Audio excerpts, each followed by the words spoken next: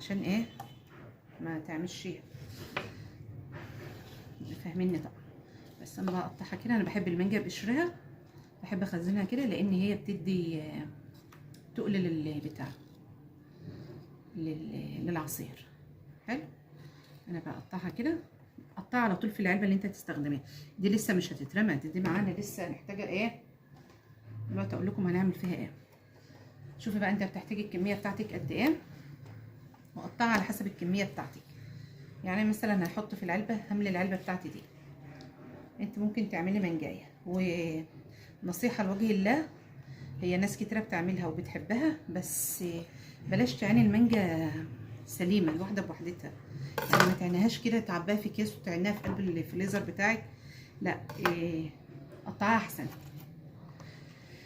بتبقى احلى لما بتيجي تطلعها ما تبقاش متجمده قوي في ايدك، وبتبقى سهله سهله يا دوبك بتسيبها تفك شويه صغيرين وبتقومي وبتقوم على طول عاملاها عصير. بالذات لو احنا بقى مستعجلين قبل الفطار بتلاقيها نفعتك على طول. بس كده انا عملت اول علبه. هقطع بقى كمان معاكم كده، بس انا اقفل دي واركنها بقى كده دلوقتي على جنب واشتغل العلب ديتي. صدقوني هتنفعكم او ما بتاخدش منك مكان في الفريزر، وتعرفي تحطي لو الفريزر بتاعك صغير تعرفي اصلا تظبطي اكلك وتظبطي حاجتك فيه. ما تنساش بقى نصلي على الرسول ونقول اللهم صل وسلم وبارك على سيدنا محمد، وقولوا يا رب جميعا نكون السنه الجايه رمضان القادم كلنا مع بعض عند الكعبه بنزور الكعبه. قولوا يا رب اللهم امين.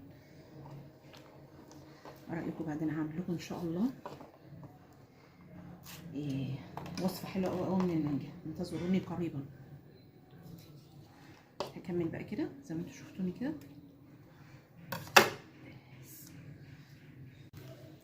بعد ما خلصتها اهي زي ما انتم شايفين، خلصت الكميه اللي انا كنت عاملاها. يعني كل ما تقعدي كده اعملي حبه بحبه على قد ما تقدري عشان ما تتعبيش، ما تهلكيش نفسك قوي. خلصت دولت معايا، كل اللي طلع بقى من النوى زي ما انتم شايفين كده بصوا بقى، عملت ده النوى كله، عملت منه بقى حبه عصير. شايفين السمكه بتاعته ما شاء الله عليه، حاجه فخر من الاخر كده. قدميه بقى لاولادك، اشربوا العصير ده، انما الحاجات دي تعينوها. حلو كده، وصلت المعلومه. ده رمضان ان شاء الله، انما ده يشرب النهارده عادي. حلو. يلا كل سنه وانتم طيبين، ربنا يبلغنا رمضان جميعا يا رب، كلنا احنا في احسن حال. يلا استودعكم الله، دمتم في رعايه الله، مع الف سلامه.